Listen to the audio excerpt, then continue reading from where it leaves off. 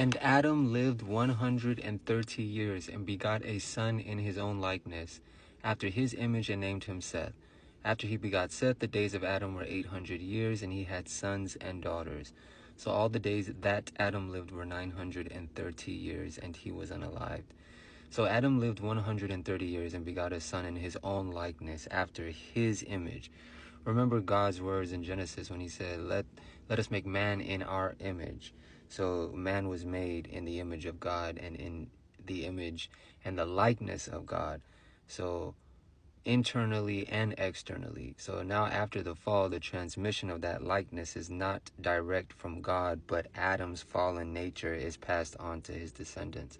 That's why in Psalms 51, David says, "Behold, I was brought forth in iniquity, and in sin my mother conceived me."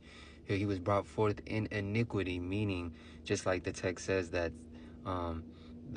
so when Adam had his next child, Seth, it was in Adam's image, not the image of God. So it was in the image of Adam.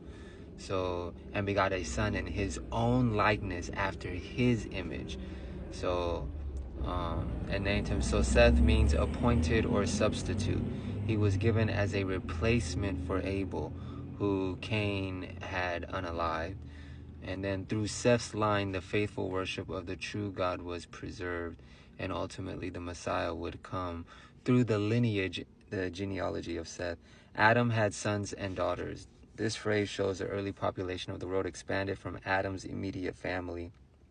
Cain's wife, for example, would have been one of Adam's daughters. So his sister, obviously. It emphasizes that Scripture does not record every name, but only the line of promise leading to Christ. So a lot of people aren't mentioned in the account of Genesis, only those who are in reference to leading up to Christ, and as well as some of the genealogy of Satan's seed, which we have through Cain. Remember the words in Genesis where God says, he will put enmity between your seed, between her seed and your seed. So there are two seeds. Ultimately, those seeds become the two women in the book of Revelation.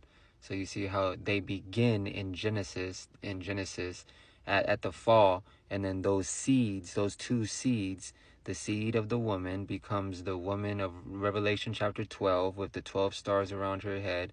And then Satan's seed is the dragon seed, the dragon, that serpent of old called the devil and Satan, which is the woman of Revelation 17 and 18, which God says, "Come out of her, my people," the woman that rides the beast. There's only two women in the Bible. There's only two churches. There's only two religions. All these other religions in the world are they're just here for a moment in time. Actually, there's only really one true religion. The other second religion that the Bible talks about is a false testimony of that religion, a false replication, a false blueprint. It gets everything from the replica, which is God's way, God's truth, and God's life. Jesus said, "I am the way, the truth, and the life. No man cometh to the Father except through me." So, which is, and this was this is all started back with what we're talking about right now, the fall of man, which is the deception. So it began with a deception, and it will end with a deception. It began with the deception in the Garden of Eden. You will be like God. So it was a tree desirable to make one wise, and to make one like God. So that deception led man to fall, and it will be the same deception like Matthew 24 verse 24, when Jesus says, "Let no one deceive you, for many Christs and many prophets will come, performing signs and wonders, if possible would deceive the very elect." He said, "Let no one deceive you," because it started with the deception of Satan, the father of lies, and it will end with a deception, Satan, the father of lies.